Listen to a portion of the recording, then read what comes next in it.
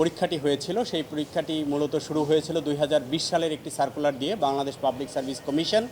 সেখানে ক্যাডার এবং non cadre পদে নিয়োগের জন্য আবেদনপত্র আহ্বান করেছিলেন এবং সেই পরীক্ষায় 4,30,000-এর মতো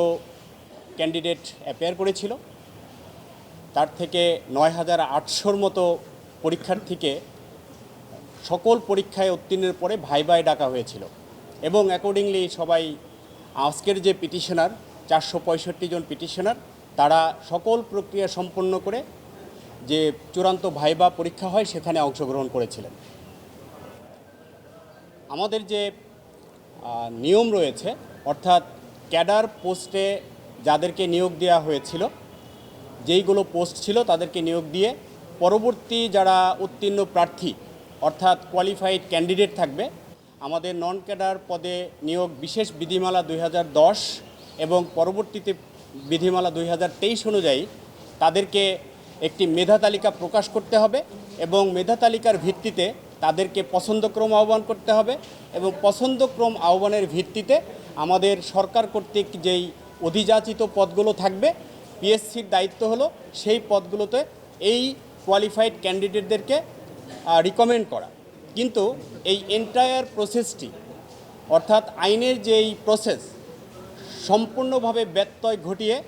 পাবলিক সার্ভিস কমিশন 43তম বিসিএসের যে নন ক্যাডার প্রার্থী ছিল এবং নন ক্যাডারে যাদেরকে নিয়োগ দেওয়া হয়েছিল পুরো বিষয়টি আজকে আদালতের সামনে সুস্পষ্টভাবে প্রমাণিত হয়েছে যে এই 43তম বিসিএসে নন ক্যাডার প্রার্থীদের যেই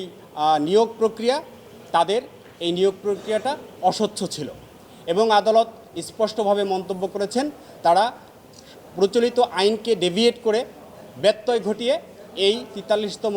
বিসিএস নন ক্যাডার যে নিয়োগ প্রক্রিয়া সেটি করেছেন। এই প্রসঙ্গে মাননীয় আদালত বলেছেন যে যেহেতু একটি আইনের সুস্পষ্ট বিধান যে নন ক্যাডার পদে যারা প্রার্থী থাকবেন তাদের মেধা তালিকা প্রকাশ করতে হবে এবং তার ভিত্তিতে নন ক্যাডার থেকে নিয়োগ দিতে হবে পোস্টগুলোতে এটি যেহেতু ব্যত্যয় ঘটেছে অর্থাৎ আইন অনুযায়ী তারা তাদের কার্যক্রম করেনি অস্বচ্ছভাবে হয়েছে সেহেতু এই 43তম নন ক্যাডার ক্যান্ডিডেটদের যেই তালিকা অর্থাৎ উত্তীর্ণ প্রার্থীদের তালিকা ফল আগামী 60 দিনের মধ্যে প্রকাশ করে এগুলো যে নিয়োগ প্রক্রিয়া সেগুলো পুনরায় সম্পন্ন করার নির্দেশ দিয়েছেন আদালত।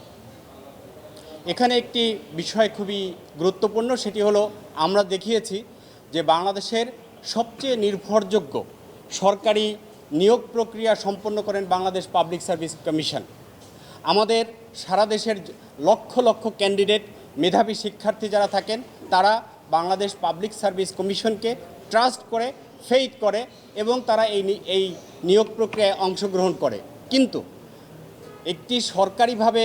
এবং সাংবিধানিকভাবে প্রতিষ্ঠিত একটি প্রতিষ্ঠান যদি এইভাবে অস্বচ্ছভাবে অন্যায়ভাবে এই নিয়োগ প্রক্রিয়া সম্পন্ন করে তাহলে আমাদের দেশের মেধার বৃদ্ধি হবে না, মেধা বিকাশ হবে না, মেধাবীরা আমাদের সরকারি চাকরিতে আর আবেদনই করবে না। এই বিষয়টি আমরা আদালতে তুলে ধরেছি এবং এটি আজকের মাননীয় আদালতের রায়ে সুস্পষ্টভাবে এসেছে যে এটি মেধার ভিত্তিতে হয়নি।